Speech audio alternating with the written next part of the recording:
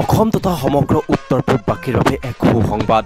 ভাৰতীয় সেনাৰ শীৰ্ষ পদত অধিষ্ঠিত হৈছে এজন অসমীয়া।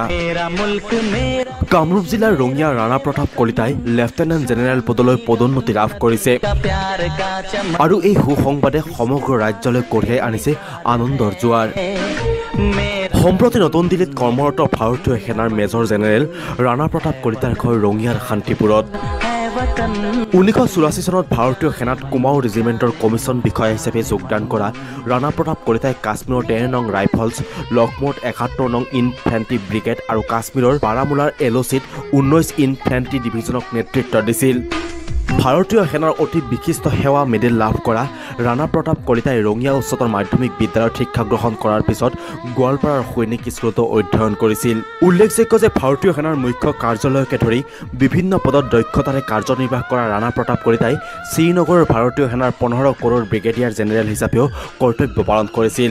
লগতে ৰাণা প্ৰতাপ কলিতা ৰাষ্ট্ৰসংঘৰ শান্তি বাহিনীৰ সদস্য আছিল। ৰঙিয়াৰ প্ৰয়াত শিক্ষক যোগেন কলিতাৰ সুসন্তান ৰাণা প্ৰতাপ কলিতাৰ পুত্ৰ নিশান্ত কলিতাও ভাৰতীয় সেনাৰ বিষয়া। দেশৰ সামৰিক ক্ষেত্ৰত এজন অসমীয়াৰ এনে অভূতপূৰ্ব সাফল্যই নিশ্চিতভাৱে নৱপ্ৰজন্মক অনুপ্ৰাণিত কৰিব। নিউজ 8 নৰ্থ ইষ্টৰ তৰফৰ পৰাও তেখেতলৈ থাকিল অলেখ শুভকামনা। News desk report, news 8 north east.